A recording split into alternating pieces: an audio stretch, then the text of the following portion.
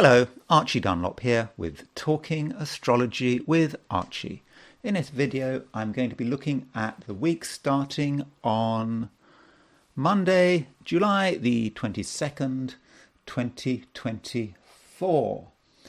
And to start off, I'm just going to let you know about the structure of this video. I'm going to begin by giving a blow-by-blow account of what I see as being the main events of the week from an astrological perspective. Now, I don't think there is actually a great deal happening. We don't have the drama like we had last week, with Mars conjunct Uranus on the fixed star Algol. So we haven't got that this week. We haven't got a new moon. We haven't got a full moon. There's nothing major. Now, that doesn't mean to say that nothing is going to be happening this week, but just from an astrological perspective, I don't see fireworks. But still, there are things to take note of, and I will be mentioning that. Now, having gone through what I see as the main events this week, I'm going to pick one event, which is the Sun sextile Mars, which takes place on, I think, Friday. Towards the end of the week, there's Sun sextile Mars. And I'm just going to consider what this aspect, Sun sextile Mars, actually means.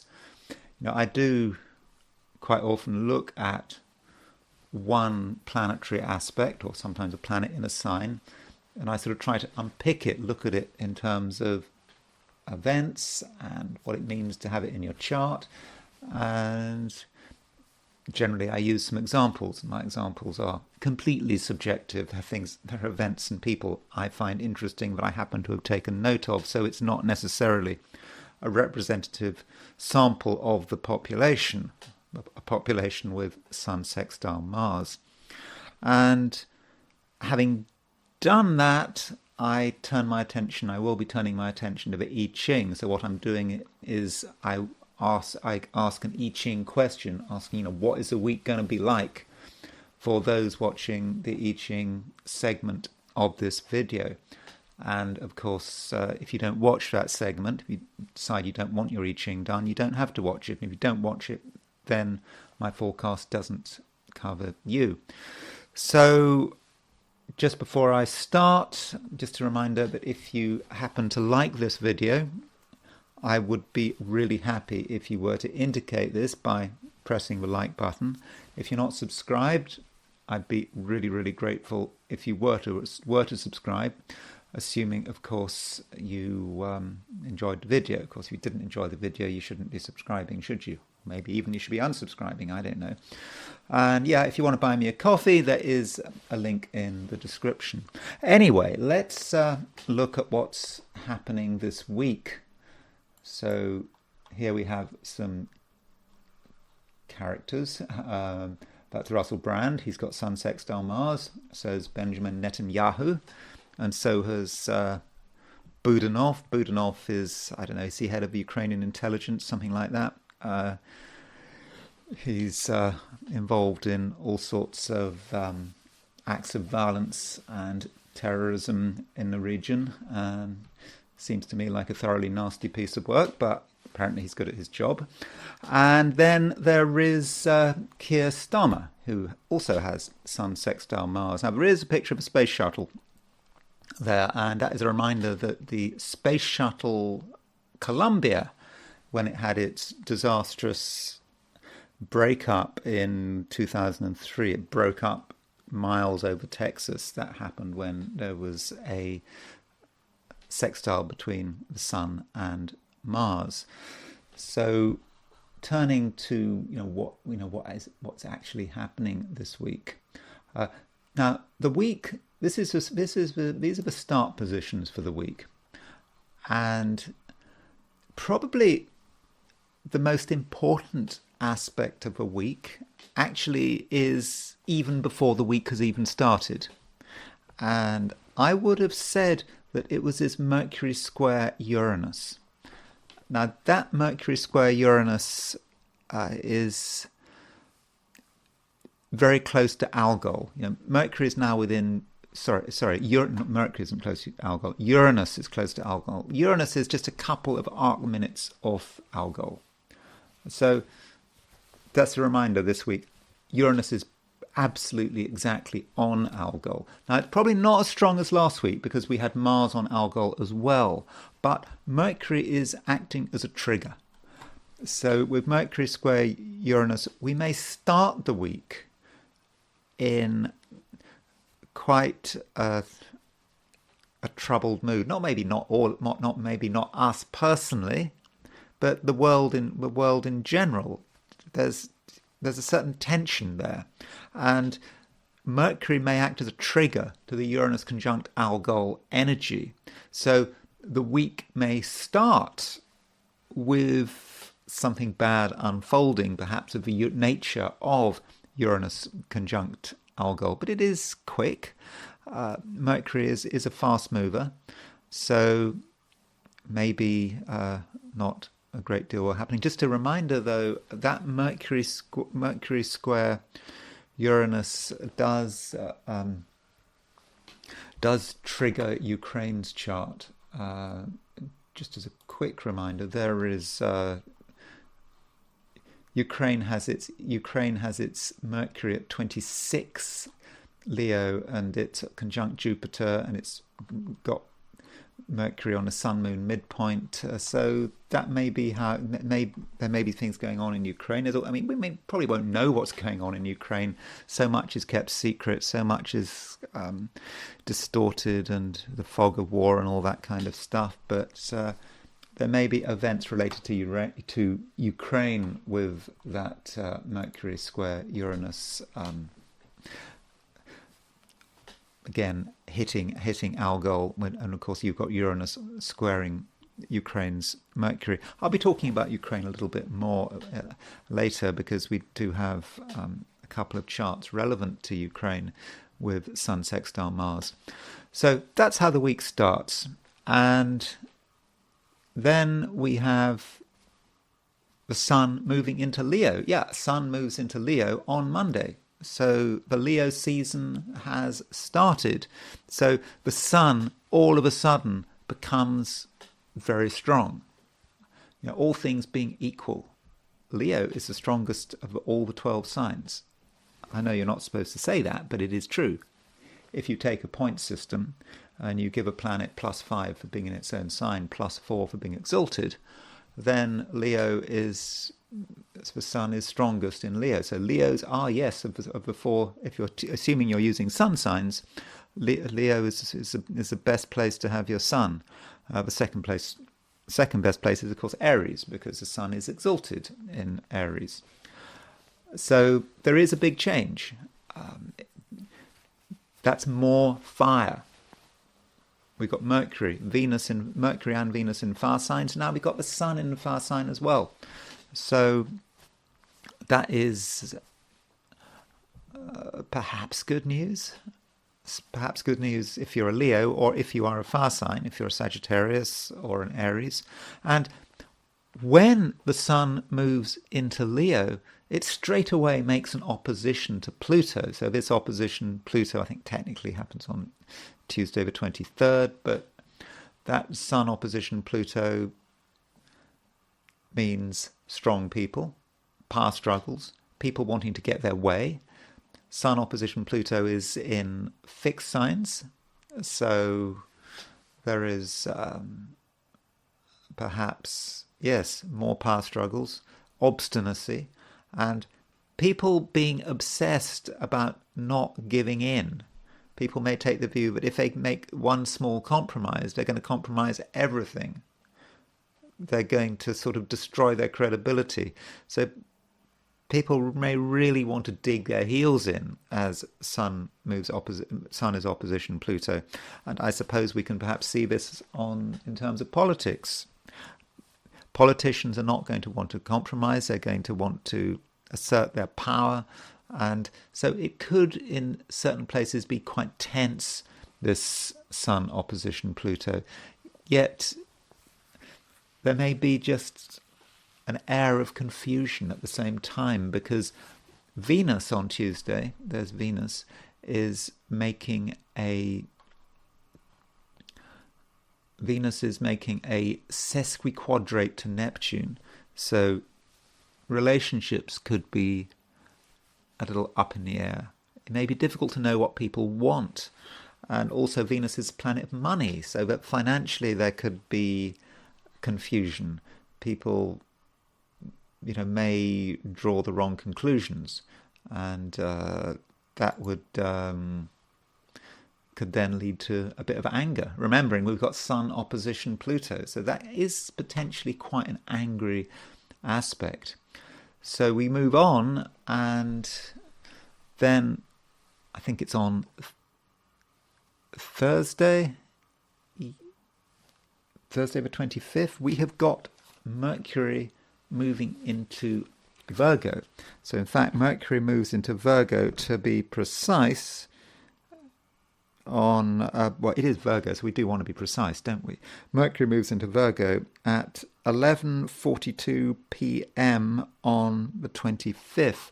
So on Thursday, if you're in Europe, very late on Thursday, Mercury moves into Virgo. That will be Friday if you're in Eastern Europe, Asia. In fact, I think all continental Europe. I don't know what time zone Spain and Portugal are on, but Europe, Asia, Australia, New Zealand, it'll be Friday that Mercury moves into Virgo. Thursday if you're in the Americas. So Thursday, Friday, Mercury is moving into Virgo. And by and large, that's good news, because Mercury is in its own sign in Virgo. That's perhaps facilitates analysis. The mind is on good form. People can work things through and focus on the details that matter. So if you are a Virgo or a Gemini, you may particularly benefit from that, because Mercury, your ruler, is moving into its own sign. And so perhaps you're going to intellectually be sharper than usual. But I think all of us can be sharper than usual. We'll perhaps notice things that we just hadn't noticed before. Then, on Friday, we've got the Sun sextile Mars. So, we already know that the Mars has moved into Gemini already. So, there's Mars. It's moved on. So the Sun will have moved into Leo, and it will be sextile Mars. So Sun sextile Mars, they are the two male planets. They're quite assertive planets. They're quite fiery planets. And so Sun sextile Mars can be an opportunity to get things done, to make things happen. So if we've been putting something on hold for a long time, then maybe the time to get going with it. Sun is in Leo. And Mars in Gemini. It's not particularly amazing in Gemini. It's better than being in Taurus. But Mars, I suppose, is moving towards a conjunction of Jupiter. So I think that Sun sextile Mars may allow us to get things done, make things happen. Though, it is a sextile, so that is a good aspect. On the other hand, any aspect can facilitate contact between two energies. And so we don't want to put too much energy into things, because the Sun and Mars can be dangerous if they come together. And just because it's a sextile doesn't mean it's safe.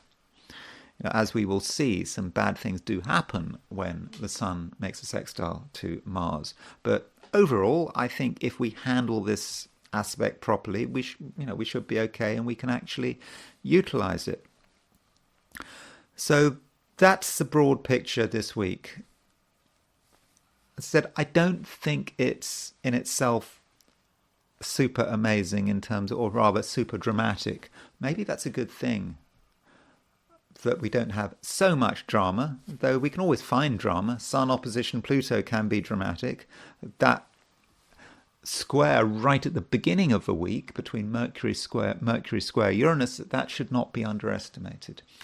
Okay, so let's now look at Sun sextile Mars, get an idea about how this aspect works. Now, from a theoretical perspective, if you have got Sun sextile Mars, it should make you energetic. It should give you a lot of energy. you're able to get things done. It's almost always considered to be a fortunate aspect in a natal chart. Okay, you're now going to contradict me and provide a source that says how disastrous it is, but generally it's considered to be a good aspect that allows you to get things done, got good focus, and is able to concentrate one's energy in a constructive way.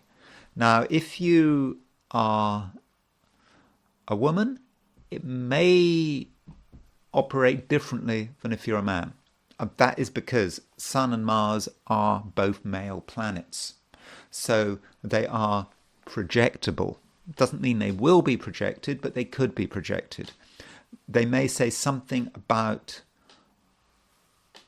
a woman's idea of the male principle, how the male principle occurs to her, what she's looking for in a partner, consciously or unconsciously. So it may represent, the kind of man you're attracted to, someone who is dynamic, decisive, gets things done. Though, it's not always the case that things get projected, or it may be partially projected. But with Sun sextile Mars, that does suggest that one can find a man who is able to be active and dynamic and purposeful. That is possible. I suppose you could look at it in a negative sense. Sun sextile Mars can be someone who doesn't know how to use their strength, or is perhaps too physical. I mean, that is a possibility with Sun sextile Mars. Now, looking at some examples of people with Sun sextile Mars,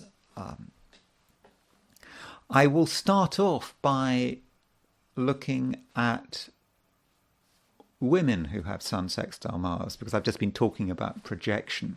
Now, the first woman I'm going to look at is someone I know really very little about, and I don't have a time of birth for her. And her name is Angela Chao, or she died this year in a very unfortunate accident. So Angela Chao, there you can see she's got the Sun sextile Mars, and she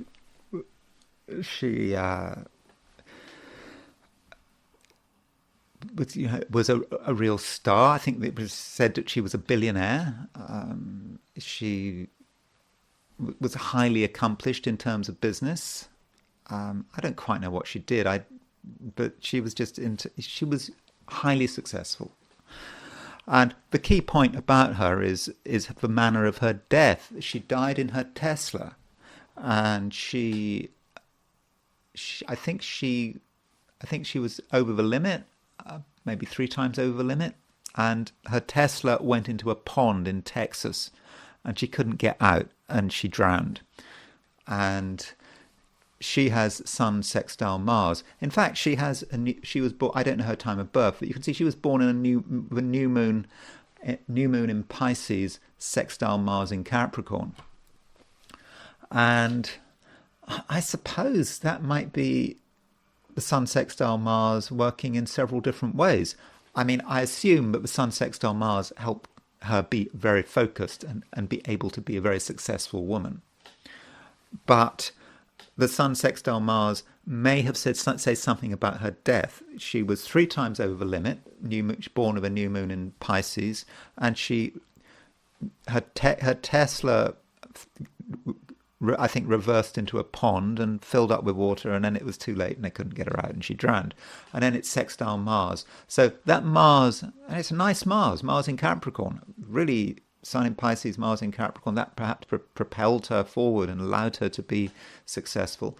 But it may have said something about the way she died with all that Pisces sextile Mars. And another woman with Sun sextile Mars, who I think in her own way is or was quite ambitious, was Marianne Trump. So Marianne Trump was Trump's mother, and so she came from a fairly sort of humble background. She was born in Stornoway in Scotland, and so she goes to America, and she I think she's someone who worked very hard and was very ambitious, and she met Trump's father. And so you could say that she had Sun sextile Mars.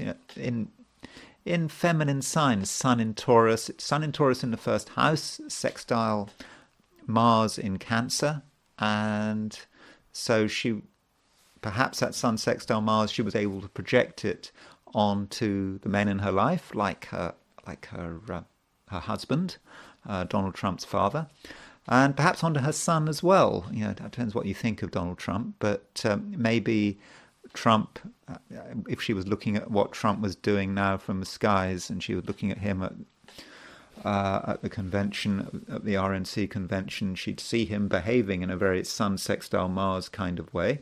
Of course, Sun sextile Mars, you could say, it has a certain violence to it. Capitol Hill, the fact that her son's ear took a bullet.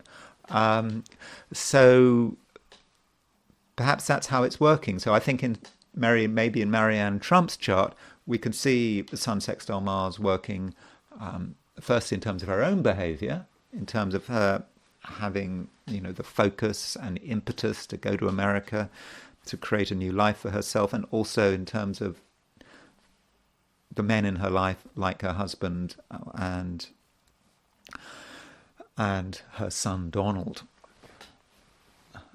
So someone else who is very successful, who I think we can see a bit of projection there as well, is Victoria Beckham.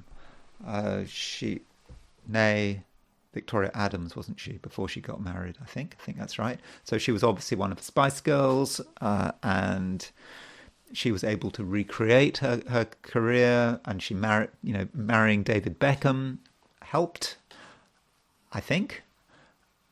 And she is, as far as I know, again, I don't know much about Victoria Beckham, but she is a strong woman. She's a very successful woman, and she's got Sun in Aries, sextile Mars, sextile Saturn as well. You can see that I think in her case she's got Mars-Saturn conjunction, and you could say that her Mars-Saturn conjunction, it's a kind of a rare case where Mars-Saturn conjunction is really working very well for her.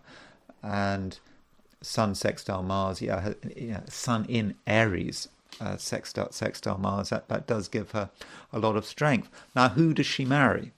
She marries Britain's most famous sportsman, footballer, soccer player, David Beckham.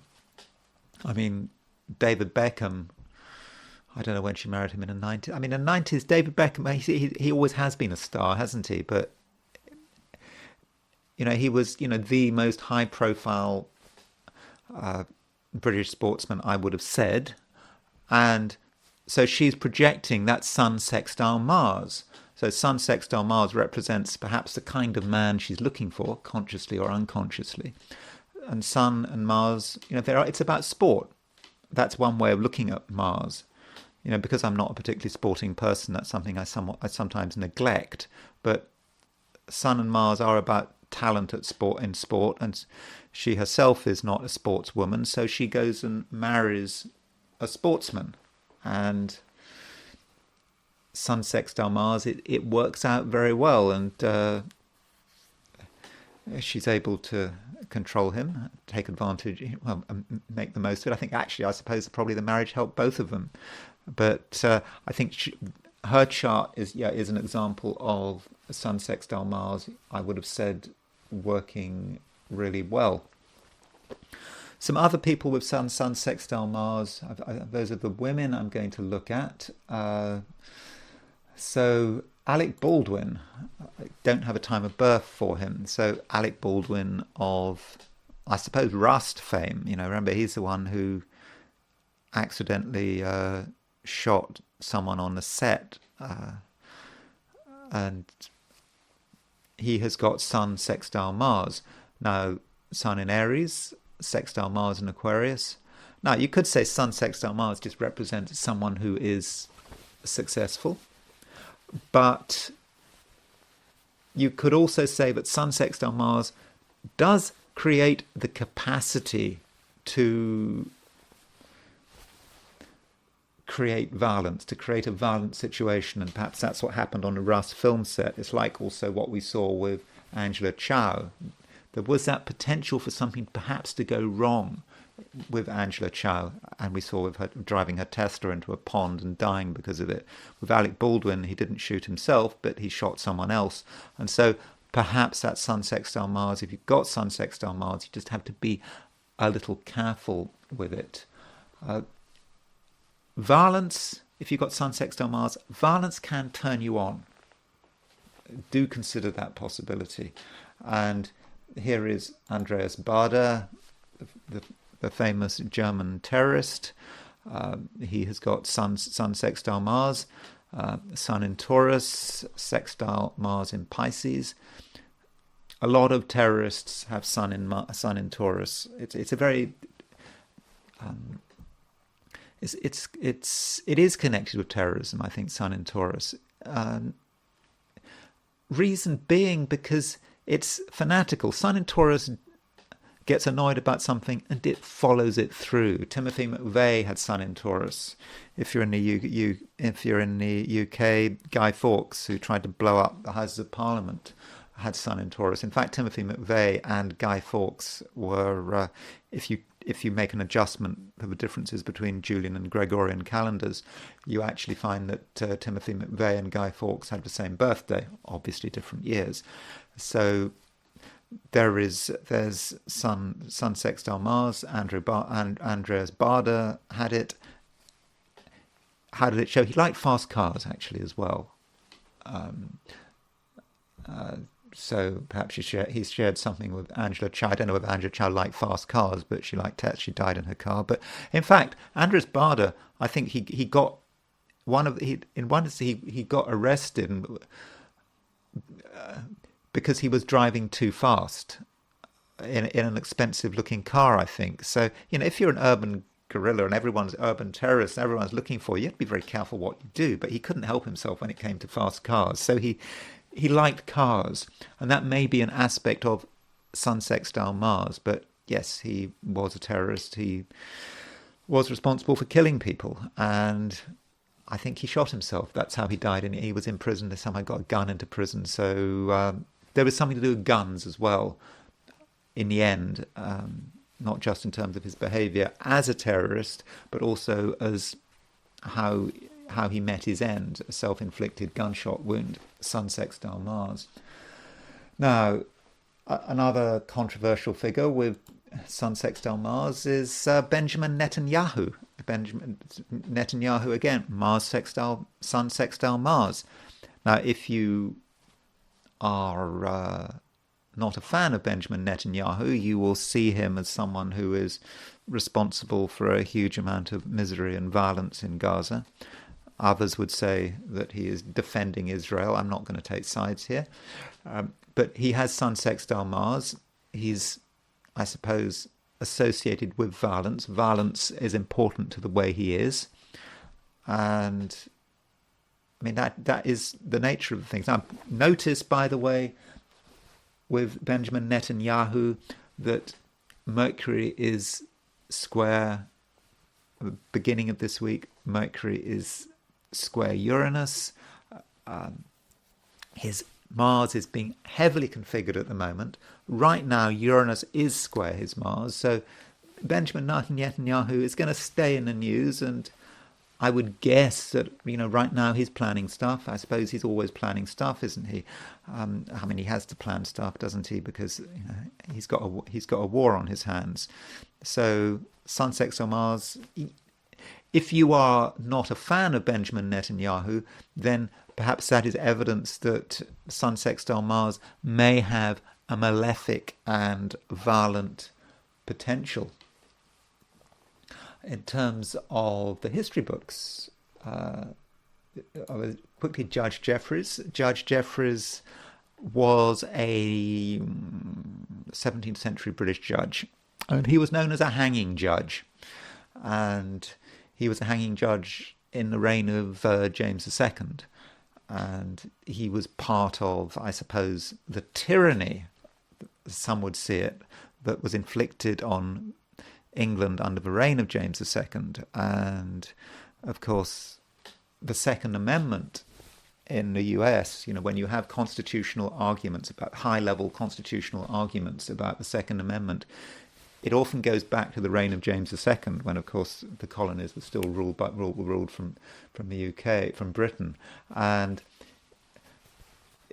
the issue of gun rights was actually important in Britain in the late 17th century, and because English gentleman needed to be able to defend himself against tyranny, and part of that tyranny was Judge Jeffries, who was known as a hanging judge, who would known for hanging, the Duke of Monmouth rebellion in southwest England, and there were other rebellions. He just would like to hang everyone, and he had Sun sextile Mars, so that might be how the Sun sextile Mars works. Again, maybe a malefic potential being into death, violence, execution.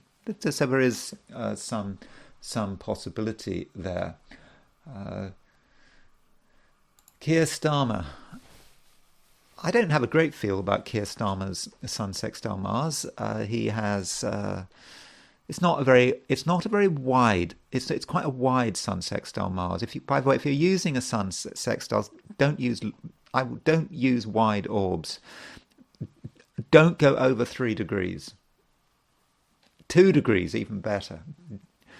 4, 5 degrees, forget it. So 3 degrees, absolute maximum orb for a sextile. His orb, Sun Mars sextile, is on pretty much on the limit. So I suppose as a politician, he's got Sun in Virgo, sextile Mars. I suppose we shouldn't forget with Keir Starmer is that he made his name as a lawyer. He was quite a successful lawyer as a barrister. And so Sun in Virgo, sextile Mars in Cancer, that might be someone who is effective in court, who's able to be quite focused on the details. Sun in Virgo, and then maybe even Sun conjunct Pluto in Virgo, and then Mars putting energy into the details. And so I suppose that would be a good attribute if you want to be a barrister. So barrister, by the way, in English law, barristers there are 2 types of lawyer. There's a solicitor and a barrister is the one that actually appears in court, particularly in the higher courts. Maybe not so much in the lower courts, but particularly in the higher courts. So that's Keir Starmer. Russell Brand has Sun sextile Mars, Sun in Gemini, sextile Mars in Aries. I think that seems to work quite well. I mean, he gives the impression of being assertive. He also is someone who talks a lot. And maybe if you're trying to understand the Sun sextile Mars, you have to look at the Sun sign. Russell Brand is a Gemini, so he has got a lot to say for himself. And having that sextile Mars gives it a lot of energy. And clearly, he has verbal energy, and he's not afraid of controversy. And also of causing trouble with what he says. So that just might be how Sun sextile Mars is working. So who else have we got? Well, I suppose I should mention Budanov. Budanov is the head of I believe Ukrainian military intelligence. He's a general. He's in his late 30s, so I suppose he's done spectacularly well from a military perspective. He is, by all accounts, a thoroughly nasty piece of work, reveling in terrorism, assassination attempts, really being part of the security state, which Ukraine is. And he has got the Sun in Capricorn, sextile Mars in Scorpio. Mars in Scorpio conjunct Pluto. I mean, I suppose Mars in Scorpio, very strong position for Mars. So someone who is involved in terrorism and underhand activities, Sun sextile Mars, I think that would fit extremely well. So I think that that Sun sextile Mars does seem to be working, but I don't have a time of birth for him. I think have I got all my headline figures? Okay, well, we better talk about the Colombia accident. So the Colombia accident, that took place when the Sun was Sun sextile Mars. So there's the Colombia disaster. So there was, what happened is, I think the heat shield had been damaged, and so as the Columbia Space Shuttle on February the 1st, 2003 did its re-entry, it broke up. And at that time, there was a new moon in Aquarius, which was sextile Mars. It's not exact, but notice that Mars is conjunct the south node, conjunct the midheaven. So Mars conjunct the south node, conjunct the midheaven, and then it's sextile the new moon. So this may be an example of how the Sun sextile Mars may not be particularly fortunate. So if you are looking at you're looking at your ephemeris, and you notice a Sun sextile Mars coming up, don't necessarily be too excited about it. Think, oh, that's going to be nice, that's going to be wonderful. It could actually represent something bad happening somewhere in the world. And I think the concept of a space shuttle burning up with Sun sextile Mars, Sun and Mars both in masculine positive signs, Mars in Sagittarius, the concept, and particularly Mars on the midheaven, right on the midheaven, right up there, over. I've got the location for Nacog. I don't know how to pronounce it. Nacogdoches, Texas, high over Texas. Mars conjunct the south node on the midheaven. The Columbia Space Shuttle breaking up. So that kind of fits pretty well. Something else we've got is death of Rajiv Gandhi. So Rajiv Gandhi, May the 21st, 1991. He was the son of Indira Gandhi. He took over as Prime Minister after his mother had been assassinated.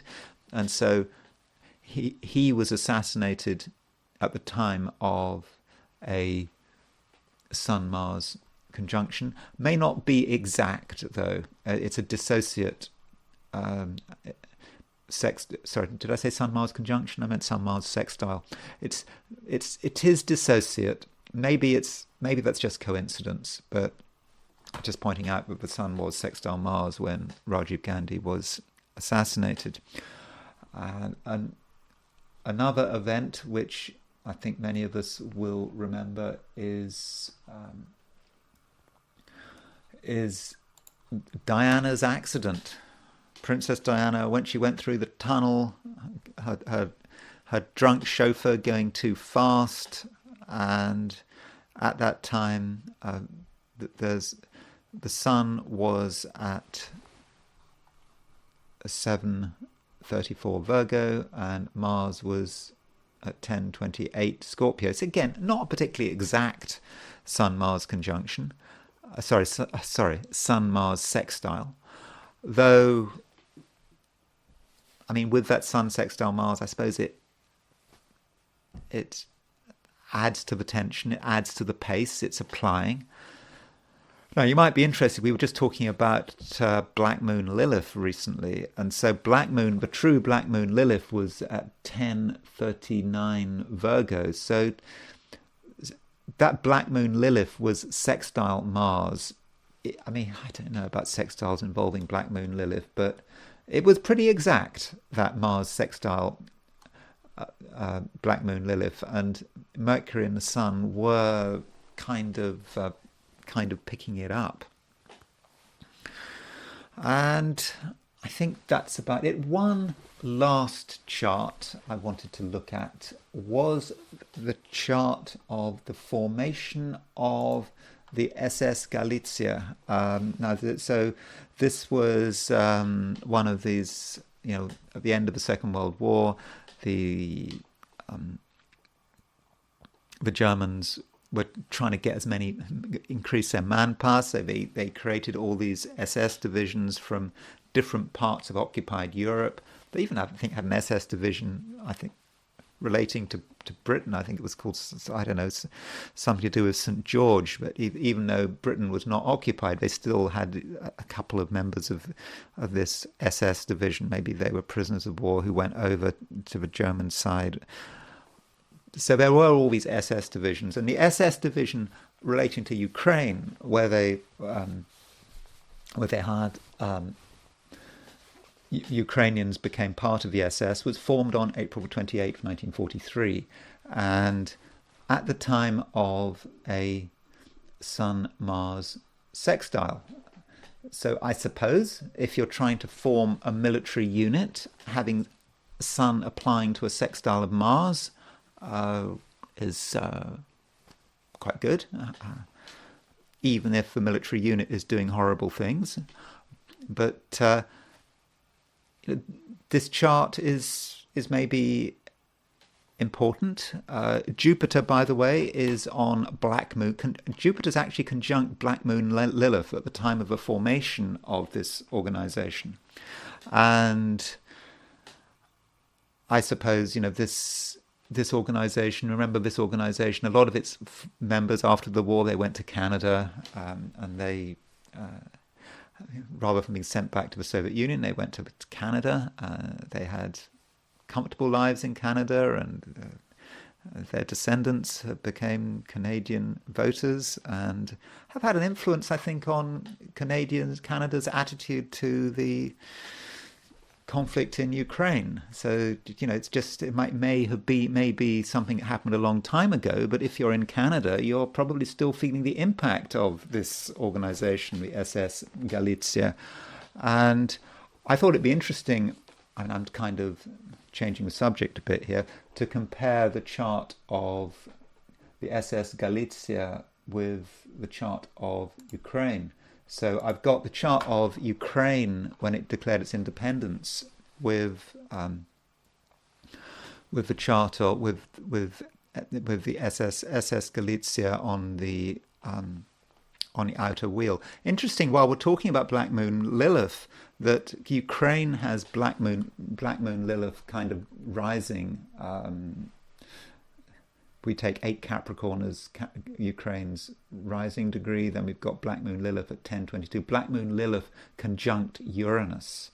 So dark use of force, perhaps. Budanov's the Capricorn, of course, the guy in charge of its intelligence. Now, as far as that Black Moon Lilith is concerned, in Ukraine's chart, in the SS Galicia. So when SS Galicia was formed in April 1943, it had this conjunction between Black Moon Lilith and Jupiter, very close conjunction. And I think that Jupiter in Cancer, and maybe in Jupiter in Cancer, but it's still about ideas, principles, ideology. And it's a dark ideology. I think that's perhaps how we can see a Jupiter conjunct Black Moon Lilith, an ideology of the night, and it's on Ukraine's South Node 1822 Cancer. So the South Node represents the past, and the past can manifest in the future. So Ukraine's past is tainted by SS Galicia. It's the Nazi past of Ukraine, and it is so easy for Ukraine as an independent country to fall back into its line of least resistance, which again represents its collaborationist past, collaborating with the Nazis. So this perhaps shows us how the past can really manifest in the present, in Ukraine, and also, of course, in Canada and in other parts of the world. So that's enough of that. And now I want to consider today from the perspective of the I Ching. So just remember that this I Ching reading is kind of optional. if you don't want your I Ching read, you can stop watching the video now.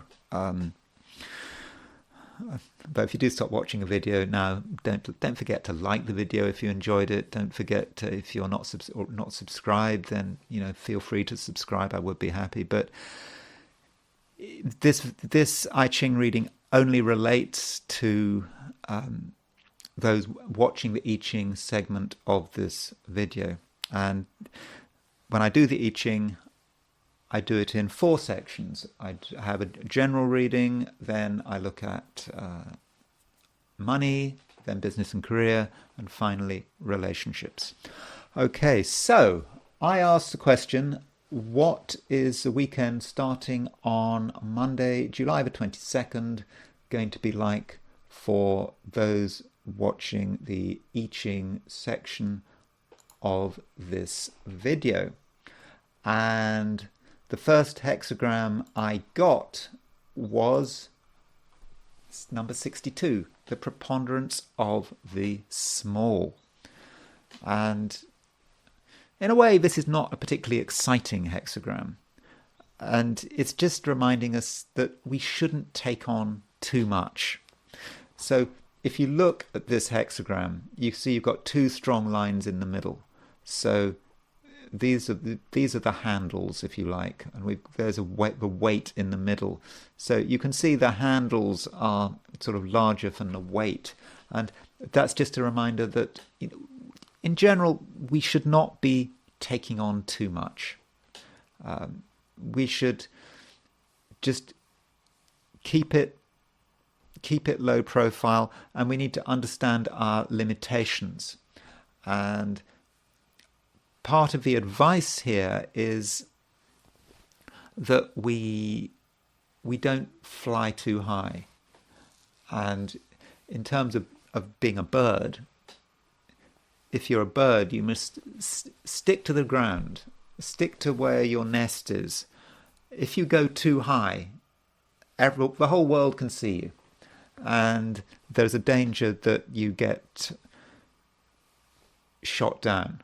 So that is something you really have to be aware of. So don't expect to accomplish too much. If you do try too hard to make things happen, then things are going to go wrong. So do keep it simple. And there is a moving line here. The 4th line from the bottom moves, and so with that 4th line moving, we can't do anything very much on our own. Perhaps we can be more successful if we get help, but still we need to take it very slowly. Now, that doesn't mean to say we can't do anything, but the advice here is to move forward, but in a very cautious way. And in that way, we can slowly make progress. And then this hexagram, it does move, and it moves to hexagram number 15, which is modesty. So it's kind of more of the same. So we're not trying to show off this week. I know Sun is moving into Leo this week, and so some of us might be tempted to make a name for ourselves, perhaps particularly if we're a fire sign, but now is not the time. Just remember, this is an alternative view to the astrology, but it's not a time to be boasting. We shouldn't be trying to be someone we're not with modesty. It doesn't matter what we wear or how we present ourselves. We just have to be ourselves, and if we can be ourselves, really, that's enough. So, overall, it looks like being a fairly low-profile week. But I think on the plus side, if we don't push it, then we should be okay. If we don't take risks, if we stick to the straight and narrow, then I think that things should be fine.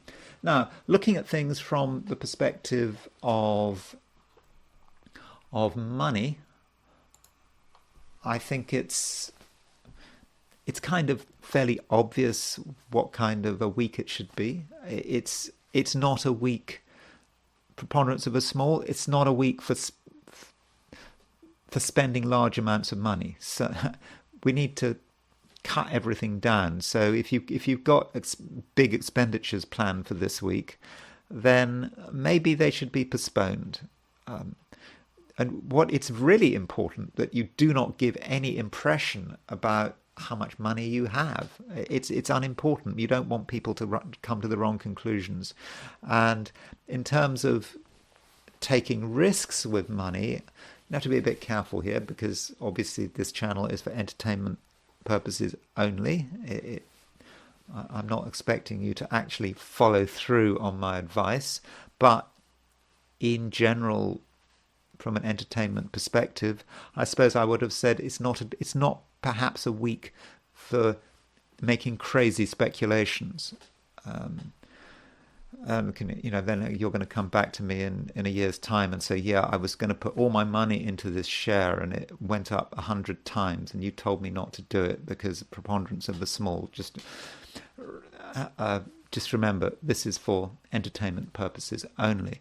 But by and large, it's not a week for taking huge risks with money. Not a week for taking crazy speculations. And if you listen to other people and they have crazy ideas about money, then I would have said, treat it all with a pinch of salt. And in terms of your own money, I suppose just assume that that's all you've got and that there's no more money coming. I'm sure there is more money coming, but just be modest about it. And if you've been planning on making some money or doing something to make extra money this week, then you've got to be very sort of modest and slow about it, and not expose yourself to disaster. And so it's not kind of surprising that the hexagram that this moves to is modesty. Modesty is important. So modesty is particularly important in terms of the way you carry yourself and the way you talk about your finances, the way you discuss your finances. You don't want to give the impression that you have more money than you actually have. That would be a bad idea. But just expect modest gains, and I think overall it's just important that you don't take risks. Though, must emphasize, this video is for entertainment purposes only, so don't take my word for it. Then we look at the I Ching from the view of business and career, if that is applicable to you. Well, you can't expect a great deal to happen. Preponderance of the small. And at the same time, you shouldn't be attempting to do massive things, huge initiatives. Now is not the time for huge initiatives.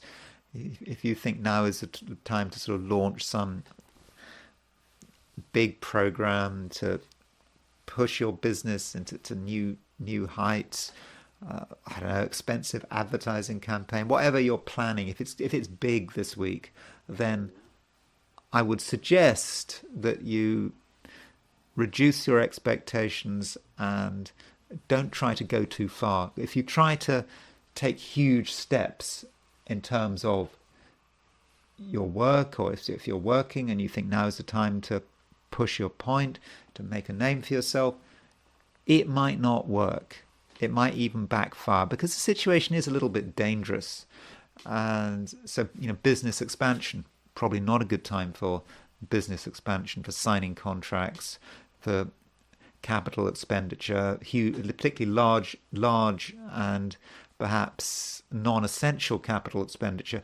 That would be a bad idea, because it could go wrong. You don't want to fly too high. It's like that bird. You need to stick to what you know and what you trust, like the bird in the undergrowth close to its nest. As soon as you go above the tree line, everyone can see you, and you're vulnerable. You're vulnerable to your competitors, your rivals, whatever. So keep it simple, and this is emphasized by the hexagram it moves to, which is modesty.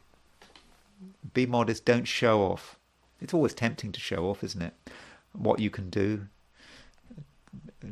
telling people how good you are at a particular piece of work, talking about your past achievements, but you're exposing yourself then to criticism, and you're perhaps exposing yourself to attack.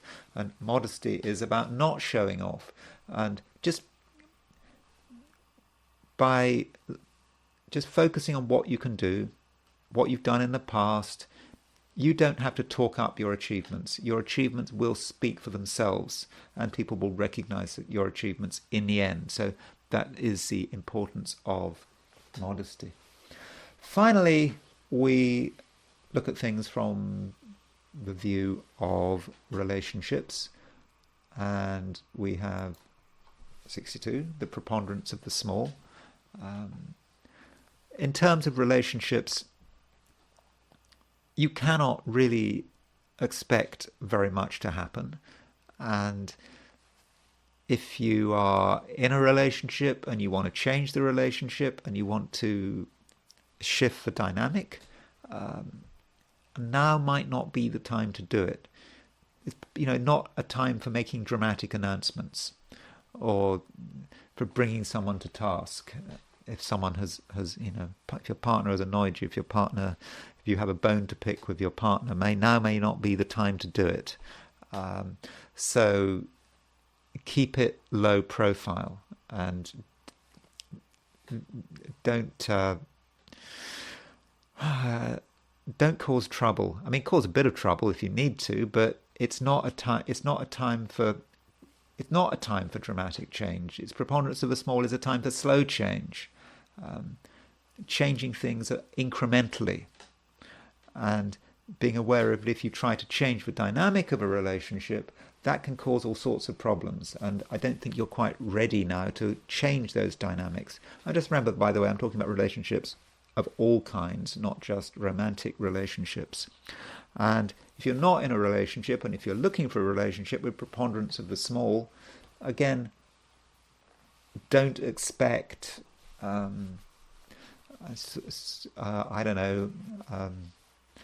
something amazing to happen. I mean, I know that there's always pressure when you're doing astrology and I Ching to talk about how wonderful people's love lives are and all the romantic possibilities that are now available, but with preponderance of the small, you've got to be honest, haven't you? That there's probably not much going on, but if you're single, if you're looking for someone new, then you're looking for a partner, because it could be looking for a business partner, whatever you're looking for. Don't expect massive things to happen. If you try to move too quickly, then you're courting disaster, maybe literally. So do be careful on that score. And then 62, preponderance of the small, it does move to modesty. So modesty, yeah, more of the same. It's not a time for showing off. In terms of relationships, it's not your job to impress someone, make someone think that you're wonderful by exaggerated actions. That would just be making things difficult. Instead, again, just be yourself. Don't worry too much about how you appear, what you're wearing, what you're saying. It doesn't matter. Just be yourself. Don't boast, don't make claims. And by doing that, by being yourself, you have the best chance of enjoying existing relationships and perhaps finding new relationships with the right kind of person, but certainly not a time for boasting. Okay, that's it.